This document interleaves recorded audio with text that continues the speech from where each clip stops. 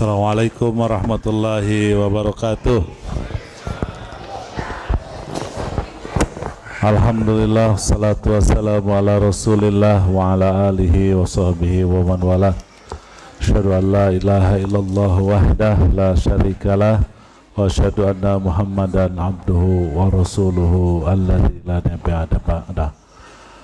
Amma ba'du, ibu dan bapak sekalian, para pemuda remaja yang dimuliakan oleh Allah Subhanahu wa taala, puji dan syukur mari kita memanjatkannya kepada siapa?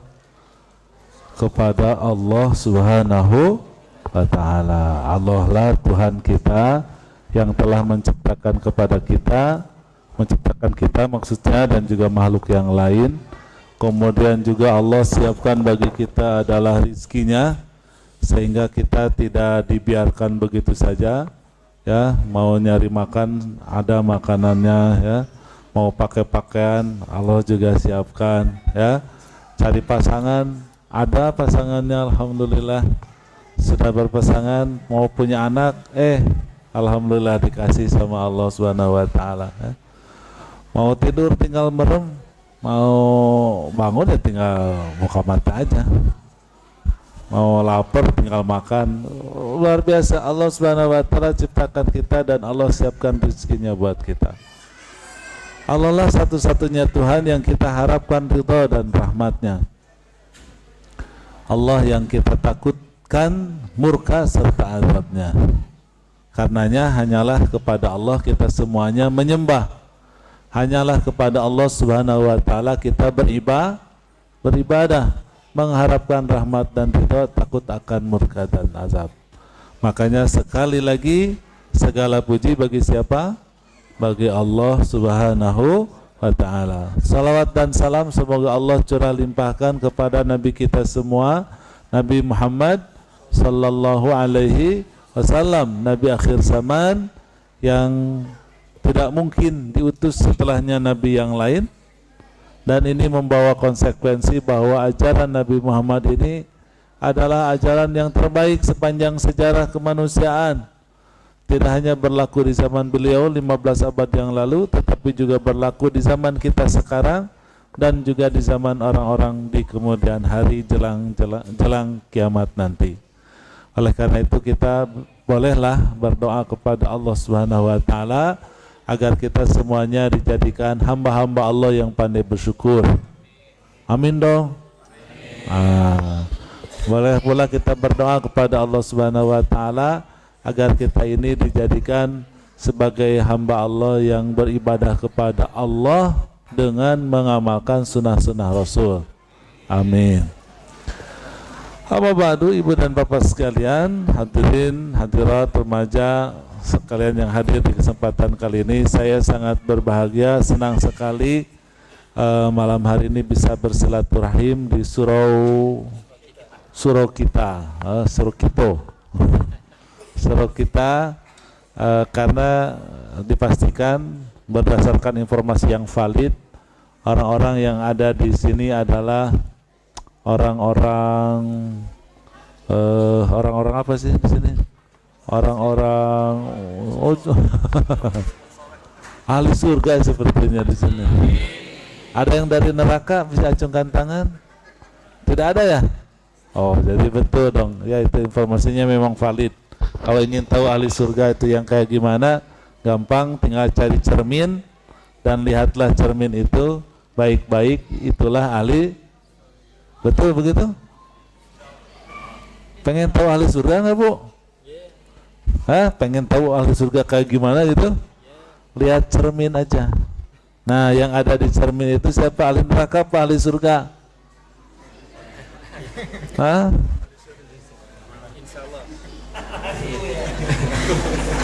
Iya sih, pengennya itu ahli surga tapi sholat jarang. Aduh, yakinlah itu ada surga, karena ibu bapak semuanya adalah orang-orang yang senantiasa ingin membina diri, membangun kesolehan diri dan juga kesolehan sosial. Ibu dan bapak sekalian, kebersyukuran kita di bulan Ramadan ini tentu tidak bisa kita sembunyikan, karena kita memasuki bulan Ramadan ini. Di bulan Ramadan ini kita tahu dia adalah bulan suci, Kesuciannya meliputi satu, karena dia adalah bulan rahmat. Jadi kalau bulan Ramadan itu saatnya Allah ngasih rahmat. Tahu rahmat? Hah? Kenal apa tidak sama rahmat? Hah? Rahmat jat nikah itu. Hah? Rahmat itu bahasa Arab artinya kasih sayang. Ya, jadi Allah Subhanahu wa taala menurunkan kasih sayangnya kepada kita di bulan Ramadan. Kasih sayang pertama adalah mewajibkan kepada kita berpuasa. Puasa ini kasih sayang dari Allah Subhanahu wa taala kepada kita agar kita senantiasa mengontrol diri kita, memiliki kesadaran penuh akan fisik kita, akan tubuh kita. Ya, ini semacam tune up lah begitu kira-kira, agar kemudian fisik kita menjadi lebih terpelihara dan sehat. Makanya Rasulullah mengatakan sumu tasihhu, saumlah kalian maka kalian akan sehat. Jadi ini kasih sayang Allah dengan berpuasa ini. Kita tidak makan, tidak minum selama 11 jam. Ya. Kalau di Indonesia 14 jam. Kalau di mana lagi? Di Denmark hari ini 21 jam puasanya, ya, di utara Khatulistiwa lebih lama dibandingkan kita yang ada di wilayah selatannya. Tapi ini bagaimanapun juga adalah bagian daripada kasih sayang Allah Subhanahu wa taala, karenanya kita bisa mengontrol diri. Tidak hanya itu, tidak secara fisik, karena di bulan Ramadan juga disunahkan kita berqiyamul lail, bertarawih, disunahkan apa lagi? Membaca Al-Quran, beriktikaf di 10 hari terakhir.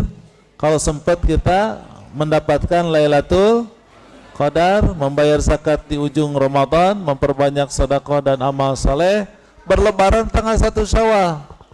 Wah, udah disebut lagi nih lebarannya. Nah,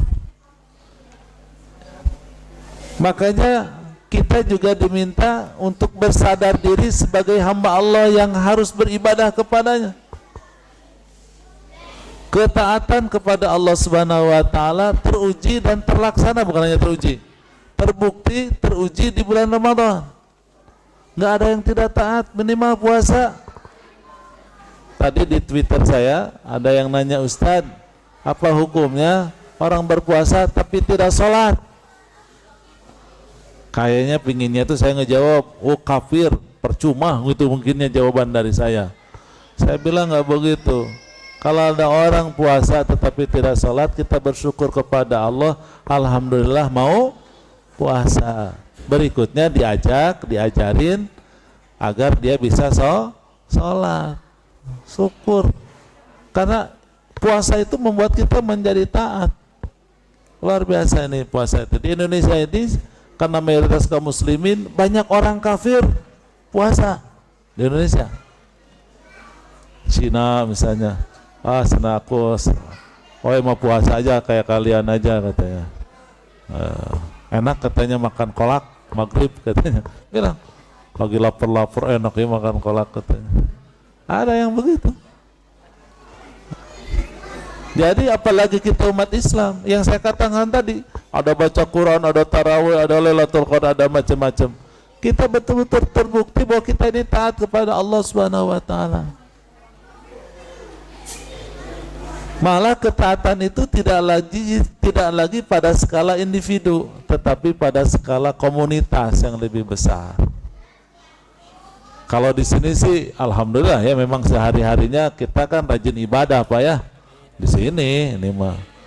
Di tempat lain mah enggak Pak. Di hari biasa jarang ke masjid, jarang kumpul. Ya, sudah diminta diajak juga enggak. Tapi bulan Ramadan rajinnya minta ampun, alhamdulillah. Kalau di sini kan enggak ya? Enggak jauh berbeda maksud saya.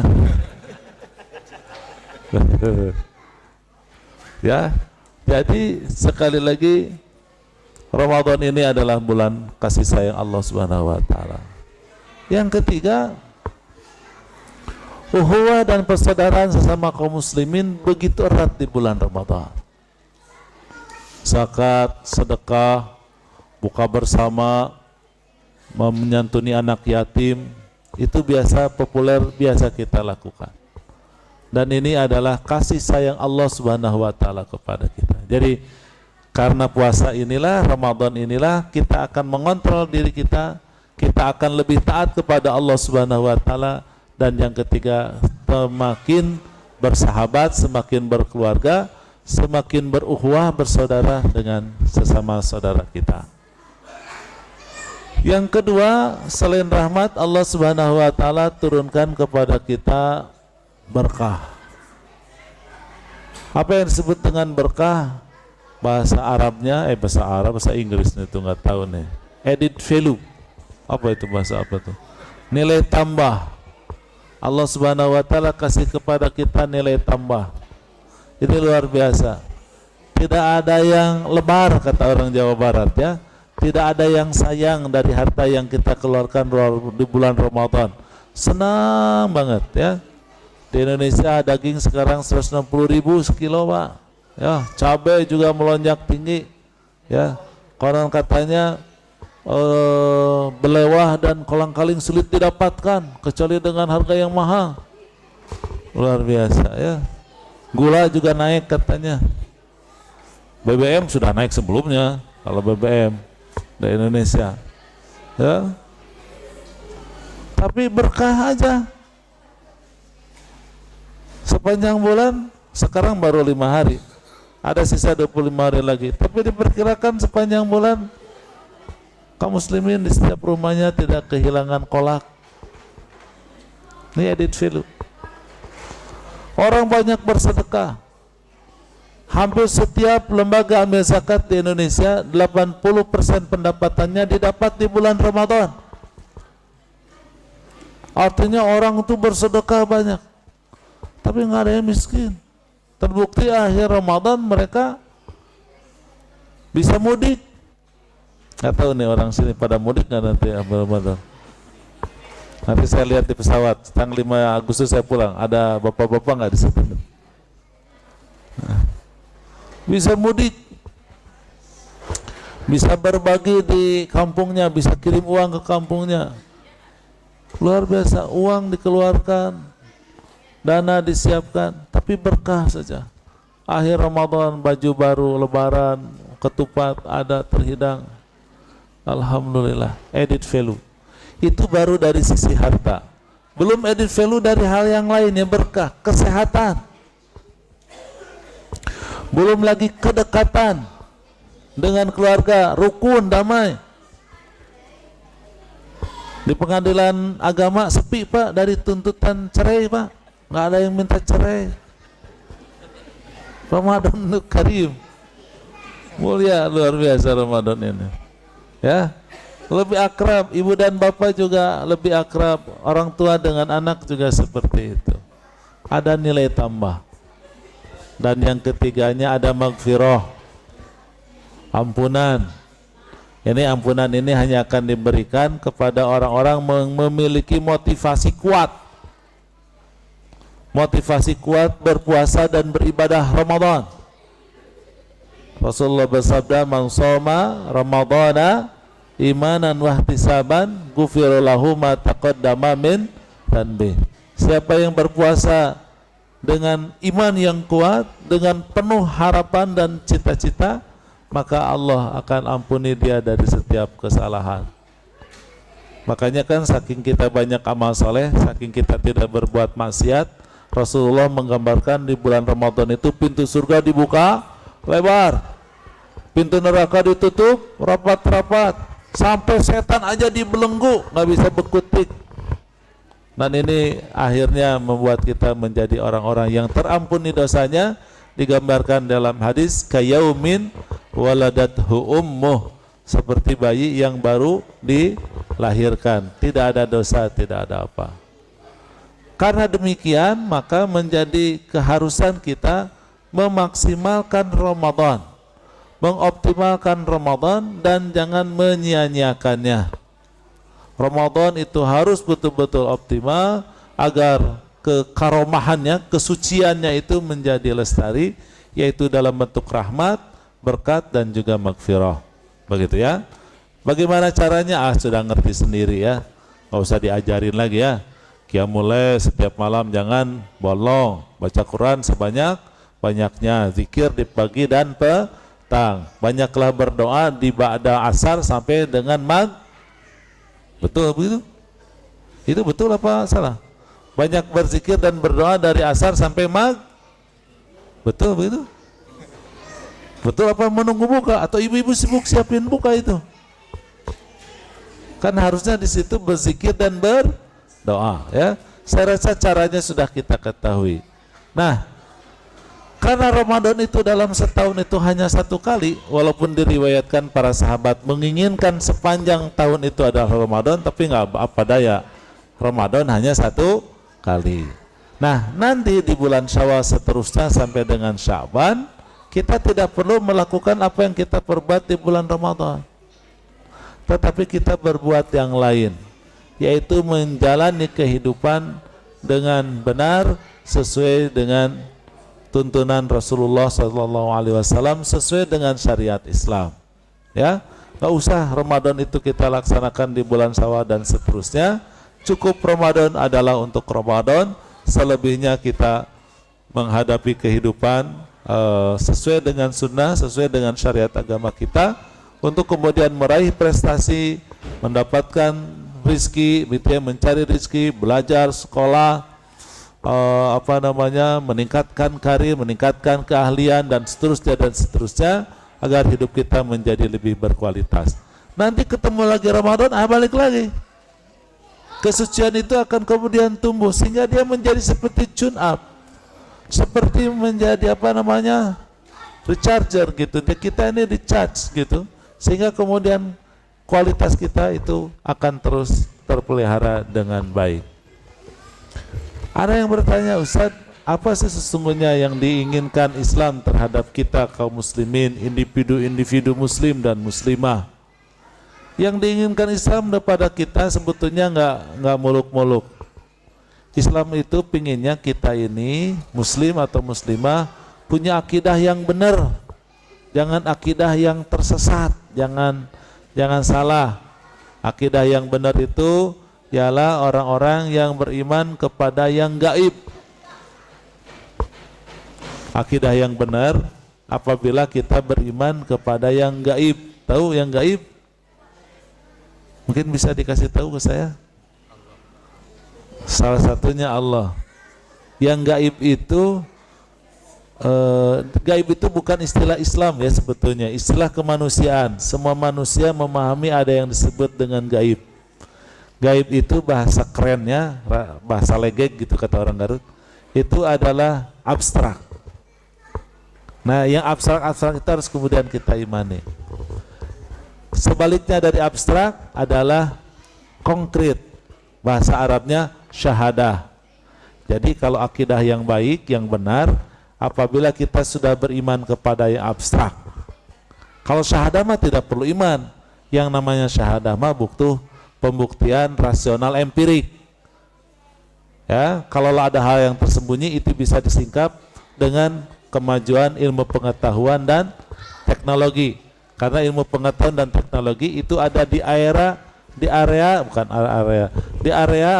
syahadah, di area konkret. Nah, yang harus kita imani adalah yang abstrak. Abstrak itu apa ya? Ya gaib. Tidak bisa didefinisikan, nggak kelihatan, tidak terasakan, ya. Itu yang namanya gaib. Angin gaib nggak angin? Angin bukan syahadah karena terasa dan bisa diukur angin itu, terukur. Kalau gaib itu nggak bisa.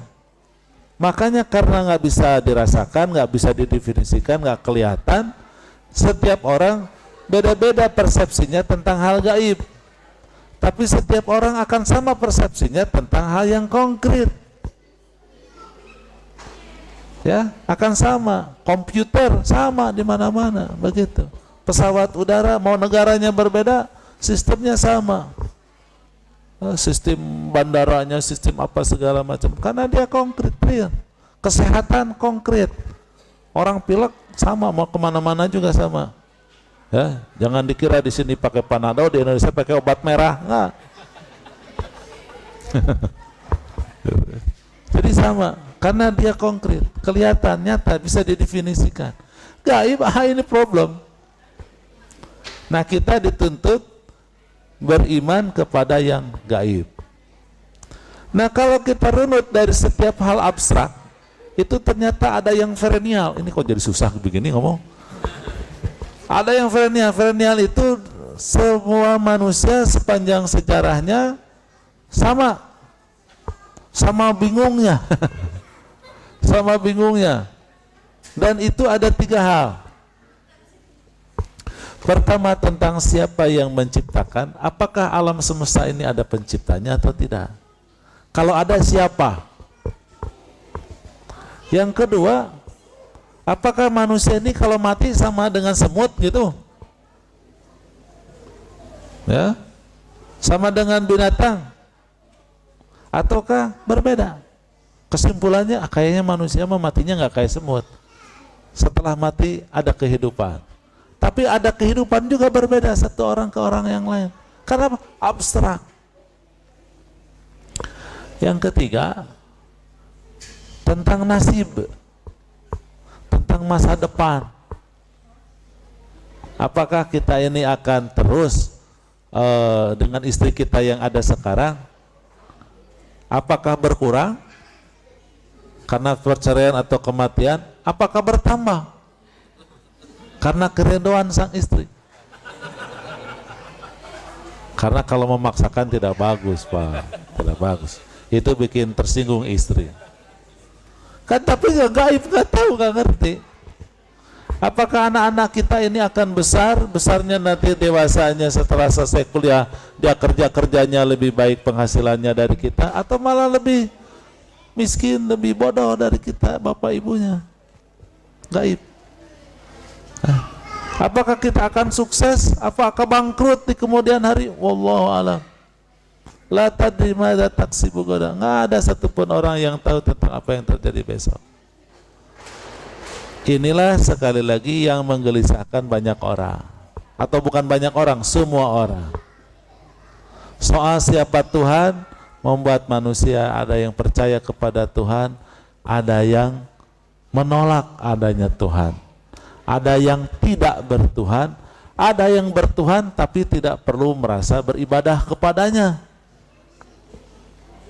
Yang disebut dengan agnostik. Di barat berkembang atau di Australia. Di Amerika berkembang agnostik ini. Mereka yakin Tuhan itu ada, tapi mereka tidak merasa perlu beribadah kepadanya. Ada yang ateis, tidak bertuhan. Ada yang antiteis, dia benci kepada Tuhan, dan kebencian itu diwujudkan dengan kebencian kepada orang yang beragama. Ada yang bertuhan. Yang bertuhan juga agamanya macam-macam. Ada yang samawi, ada yang bukan samawi. Yang samawi juga ada Yahudi, Nasrani, dan ada Islam. Menunjukkan sekali lagi bab gaib itu abstrak, nggak terdefinisikan, maka kemudian berbeda. Nah, kita diminta oleh Allah Subhanahu wa Ta'ala beriman kepadanya.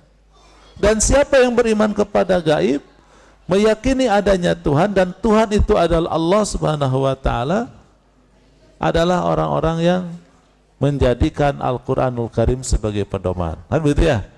Alif Lam Mim Dzalikal Kitabu la raiba fihi hudan lil muttaqin. Ini kitab tidak ada keraguan padanya, informasinya 100% benar, tidak ada kebohongan, hak. Kebenaran Al-Quran sama dengan benarnya matahari akan terbit dari utara apa dari timur? Dari timur. Timur ya, betul ya. Kebenaran Al-Quranul Karim sebagaimana benarnya manusia akan mati ujungnya. Benar. Hak. Itulah Al-Quranul Karim. Dan dia petunjuk bagi orang yang bertakwa. Siapa yang bertakwa? Alladzina yu'minuna bil ghaib. Merekalah orang-orang yang beriman kepada hal yang gaib. Jadi bicara tentang akidah yang benar adalah orang-orang yang beriman kepada yang gaib. Apa yang gaib? Itu ada 3 hal. Yang pertama adalah tentang siapa tadi? tentang siapa pencipta. Siapa pencipta kita? Allah Subhanahu wa taala, yang sudah kita puji dan panjatkan syukur kita kepadanya di awal ceramah tadi. Yang kedua yang digelisahkan orang itu adalah apakah setelah mati ada kehidupan atau tidak. Nanti kita akan setelah 3T-nya bahas, kita bahas hikmahnya. Apa yang terjadi setelah kematian? Ada kehidupan baru. Itulah yang disebut dengan yaumul akhir.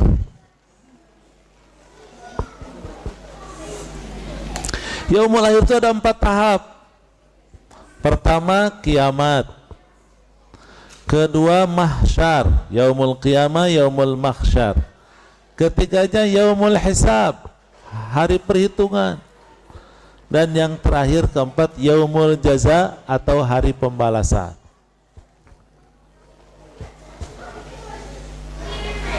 Hari kiamat itu ada 2. Ada sugro, ada kubro. Yang sugro itu kematian manusia. Kullu nafsin dha'iqatul maut. Kalau manusia meninggal, maka ia sudah masuk kiamat sugro. Kemudian ia menunggu kiamat kubro di alam barzakh, di alam kubur. Begitu kira-kira ya.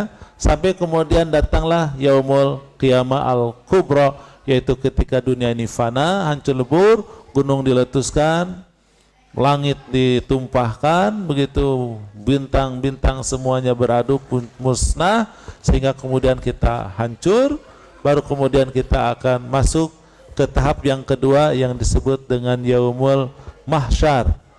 Kita itu nanti akan dikumpulkan di padang mahsyar, kemudian seperti biji begitu, seperti kayak biji, kemudian tumbuh seperti kecambah dan jadilah manusia. Dan nanti matahari akan didekatkan, saking dekatnya seolah-olah tinggal sejengkal dari kepala kita masing-masing. Panas, berkeringat, ya, kecuali 7 golongan, yaitu pemimpin yang adil, pemuda yang dalam kandungannya lahir menjadi bayi, menjadi kanak-kanak, remaja, jelang dewasanya dalam suasana ibadah kepada Allah Subhanahu wa taala. Kemudian seseorang yang hatinya terkait dengan surau kita, ya, dengan masjid.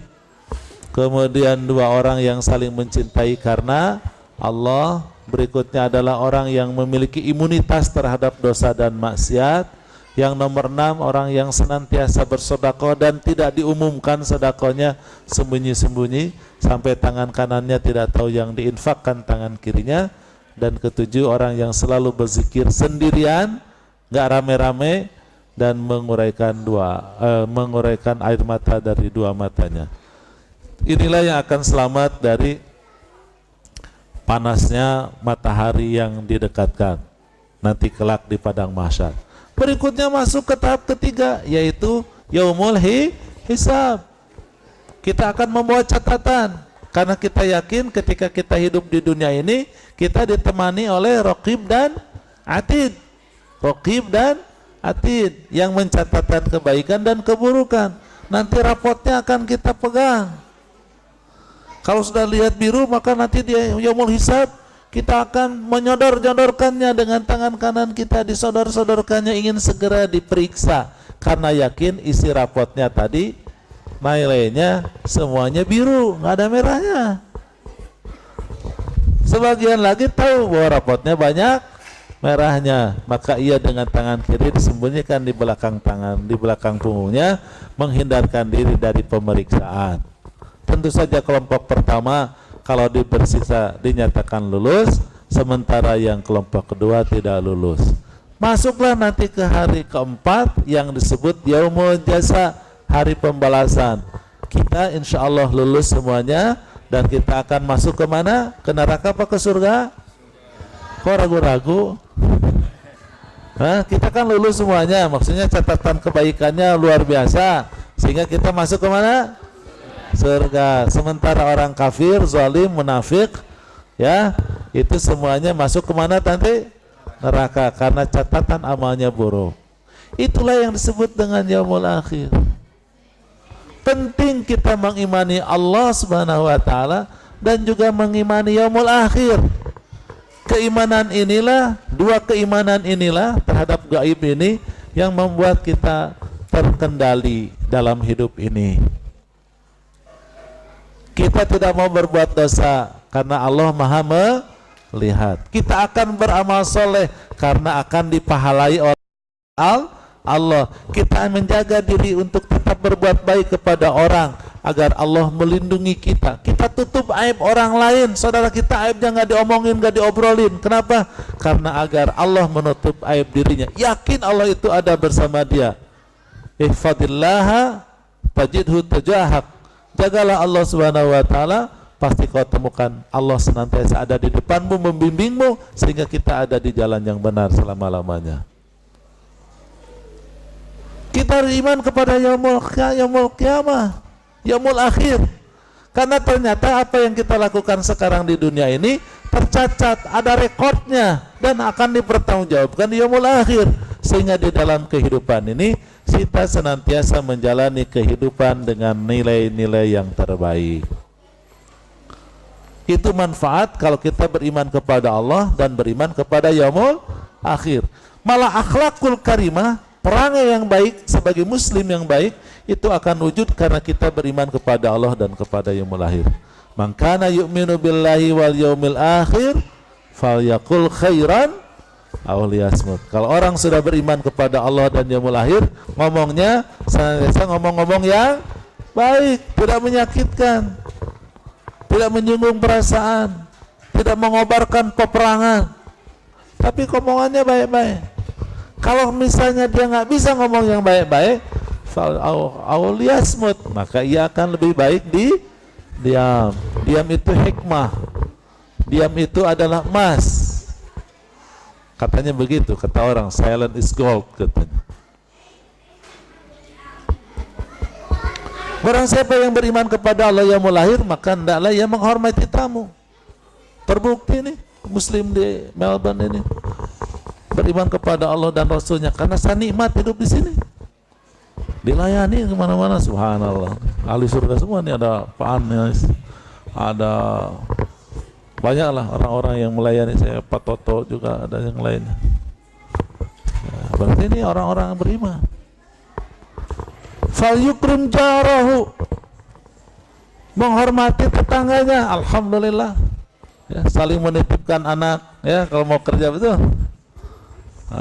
Saling mengantarkan, saling buka bersama, ini itu dan lain sebagainya. Akhlak karena iman kepada Allah dan yaumul akhir. Nah, yang ketiga adalah mengimani yang gaib itu mengimani masa depan, mengimani takdir. Ibu bapak sekalian, kita ini sudah dicatatkan takdirnya masing-masing sebelum kita lahir. Dalam hadis Arba'in nomor 4 diterangkan bahwa setiap manusia dikumpulkan di perut ibunya 40 hari masa nutfah, 40 hari lagi masa alaqah, 40 hari lagi berikutnya masa mudghah, total 120 hari. Setelah 120 hari Allah mengutus malaikat dan meniupkan ruh sekaligus menetapkan takdirnya. Bikatbi rizqihi wa ajalihi wa amalihi wa syaqiyun aw sa'id. Allah tetapkan kepada kita rizkinya. Udah Pak, ditetapkan sama Allah rizkinya. Nggak bisa nambah, nggak bisa ngurang. Ditetapkan umurnya. Ada yang 72, ada yang 63, ada yang 29. Terserah Allah yang sudah menetapkannya. Wa amalihi, termasuk Allah juga menetapkan amalnya. Apakah amal ahli maksiat, apakah amal ahli surga, Allah yang menetapkannya. Yang keempat, Allah kasih feel-nya, rasanya, dari rizki, dari umur, dan juga dari amal kita. Ada yang menyenangkan kita dan ada yang menyedihkan kita.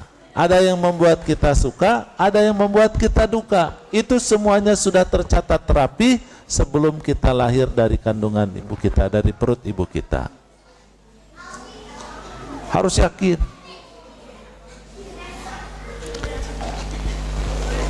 Ibu bapak sekalian, berkaitan dengan takdir ini sesungguhnya meneguhkan kepada diri kita bahwa kita adalah makhluk Allah. Kita bukan pencipta, Allah lah yang maha pencipta, karena kita sudah yakin Allah maha mencipta. Kalau Allah maha pencipta, bahwa kita adalah makhluk Allah. Kalau kita makhluk bukan khalik, berarti kita memiliki kekurangan, memiliki ketidaksempurnaan. Apa kekurangan paling pokok dari kita sebagai makhluk yang disebut manusia ini? Kekurangan yang paling pokok ada di dua hal. Pertama, hidup kita dibatasi oleh ruang dan waktu. Yang kedua, kita ini diciptakan oleh Allah Subhanahu wa taala dengan sebuah sunnah, sistem yang disebut sebab akibat. Apa namanya bahasa kerennya? Kausalitas ya. Kausalitas, bukan kasualitas, bukan ya. Bukan kasual, tapi kausalitas. Jadi kita dibatasi dengan ruang dan waktu. Nah, pembatasan ruang dan waktu ini mutlak. Kita nggak bisa melawannya. Nggak mungkin kita bisa berada di dua tempat yang berbeda dalam waktu bersamaan. Meskipun bisa secara maya, secara virtual, melalui telepon, melalui Skype, ya, melalui video call. Tapi itu maya sebetulnya, virtual. Hakikatnya kita dibatas di ruang itu. Yang kedua, kita tidak bisa melompati waktu. Dan juga kita tidak bisa mundur, balik lagi. Walaupun di filmnya ada time tunnel, ya, tapi dalam realitanya tidak mungkin. Kita harus ngikuti detik demi detik, menit demi menit, begitu saja. Nggak bisa dipercepat, nggak bisa diakhirkan. Dan sekali lagi kita berhadapan dengan, saya katakan tadi, sebab akibat. Nah, kata orang Jawa Barat nih, mumpung di Australia saya ngomong Sunda nih. Sing saha nu melak cabe jadi cabe, nu melak bonteng jadi bonteng. Sing saha nu melak hade jadi hade, melak goreng jadi goreng. Itu kata orang Sunda. Siapa yang menanam kebaikan hasilnya baik. Siapa yang menanam keburukan hasilnya buruk. Dalam bahasa Indonesia, siapa yang menanam dialah yang memanen atau menuai, ya. Siapa yang memanam maka dialah yang menuai. Itu sunnatullah. Apapun yang terjadi di dunia ini semuanya dikarenakan sebab akibat. Kenapa kita ini kok jadi pasai ngomong bahasa Indonesia? Ya karena kita lahir di Indonesia, tumbuh besar di Indonesia. Oh, saya di Australia lahir, iya, tapi hidup bergaul sama orang Indonesia, ya. Makan nasinya cuma 1 kali sehari, kan gitu ya. Sekali di pagi hari, 1 kali di siang hari, 1 kali di malam hari. 1 kali makan. Ya, takdir nggak bisa nawar. Orang Padang, ya sudah nasibnya orang Padang. Kok sukanya rendang pade? Jadi orang Jawa, ya sukanya masakannya yang manis-manis pakai kecap.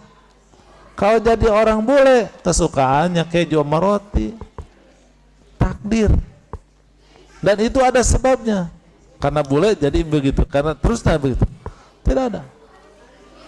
Dapat pekerjaan karena diterima ketika testing. Kenapa diterima ketika testing? Karena nilainya cukup. Kenapa nilainya cukup? Karena dia belajar dengan sungguh. Kenapa dia belajar sungguh-sungguh? Karena dimotivasi oleh orang tuanya dan disiapkan dananya oleh orang tuanya. Selalu ada sebab. Mencret, ada sebabnya. Makan cengek kalau kebanyakan, makan cabai kebanyakan, jadi mencret. Ya. Punya anak, ada sebabnya.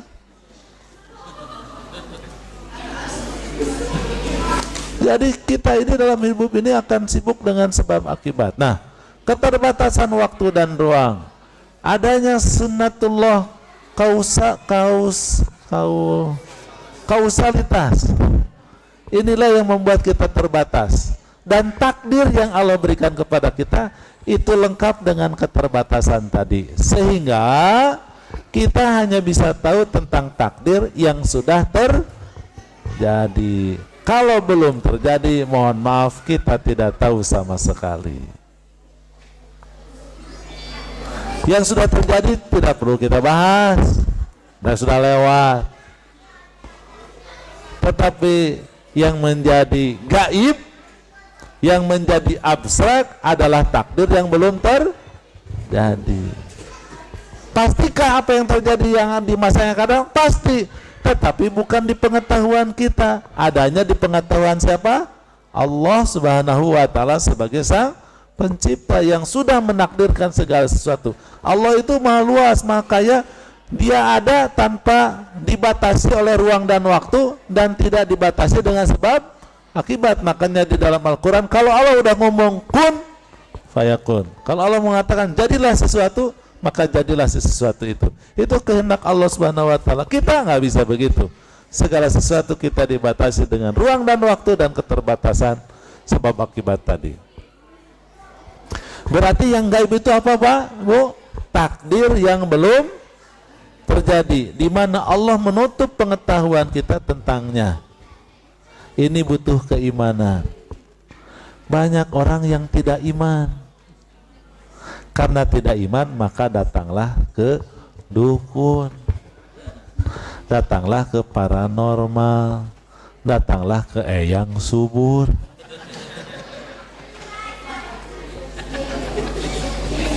Datanglah ke ahli nujum, adalah vudu, adalah crystal ball, adalah kartu dan horoskop, zodiak, dan seterusnya. Kenapa semuanya itu ada? Menggoda manusia, ingin mengintip masa depannya.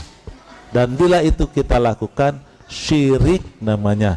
Kita harus iman, semuanya sudah ada takdirnya di sisi Allah Subhanahu wa Ta'ala. Ustaz, terus gimana dong menyikapinya? Menyikapinya, pilihlah dengan pilihan yang terbaik. Karena ketidaktahuan kita akan masa depan memberikan kebebasan kepada kita untuk memilih. Itu. Jadi hari ini tugas kita hanyalah memilih. Pilihlah pilihan yang terbaik, dan pilihan itu sudah disiapkan oleh Allah Subhanahu wa Ta'ala, seperti tadi Pak Toto bacakan dalam tarawih. Apa tadi yang dibacakannya? La ikraha fiddin qad tabayyana rusdu minal ghai. Tidak ada paksaan dalam agama. Tidak ada paksaan untuk beriman kepada yang gaib. Mau iman mau kafir juga silahkan. Tapi Allah sudah siap, sudah jelasan, qad tabayyana rusd, sudah nyata kebenaran. Ya, sudah nyata kebenaran. Dan juga qad tabayyana rusdu minal ghai, sudah nyata kebenaran dan juga sudah menyata kebatilan. Kebenaran itu pasti lebih baik daripada kebatilan. Ya, tinggal mau pilih silahkan. Ya. Ibu mau pakai jilbab boleh? Boleh. Tidak pakai jilbab silahkan. Ya. Pakai jilbab artinya taat, tidak pakai jilbab artinya maksiat, tidak taat. Ya. Mau sholat boleh, tidak sholat boleh.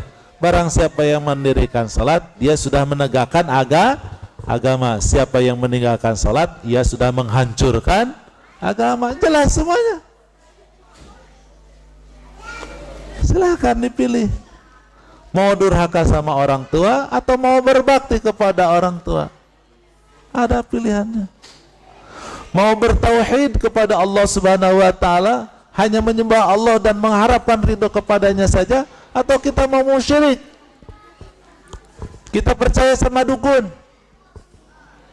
kita datang ke peramal dan seterusnya, atau kita bertahajud dan bermunajat serta berdoa kepada Allah.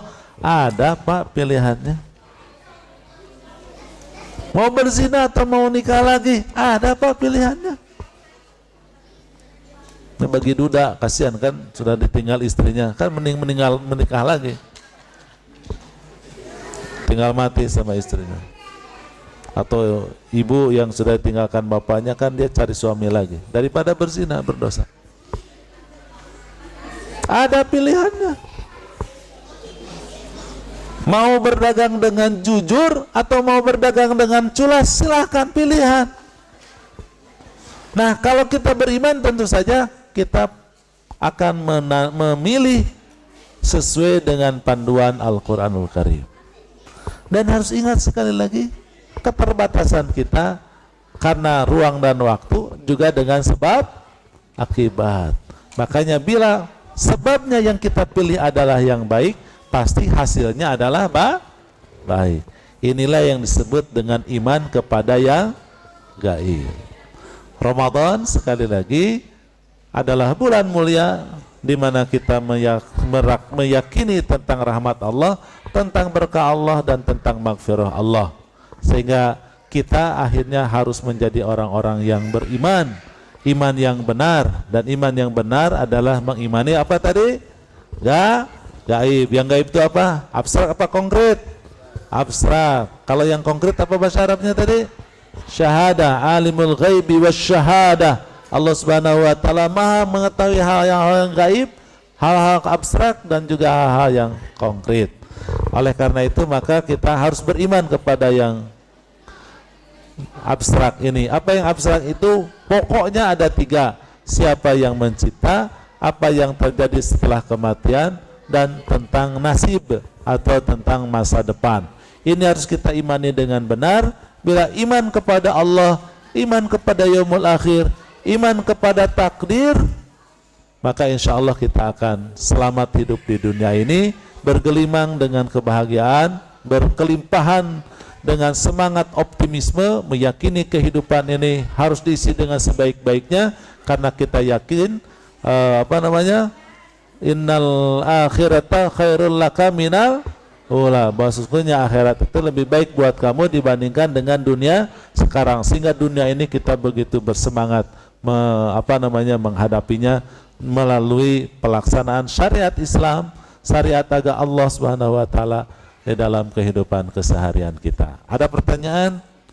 Sepertinya tidak ada, karena sudah lebih dari 5 menit dari jam 9. Ini strategi saja biar nggak ada yang nanya. Demikian. Terima kasih atas segala perhatiannya. Kita tutup acara ini dengan witir bersama Ustadz Toto. Kami persilakan. Hah? Oh, cukup begitu? Ada pengumuman? Oh, silakan.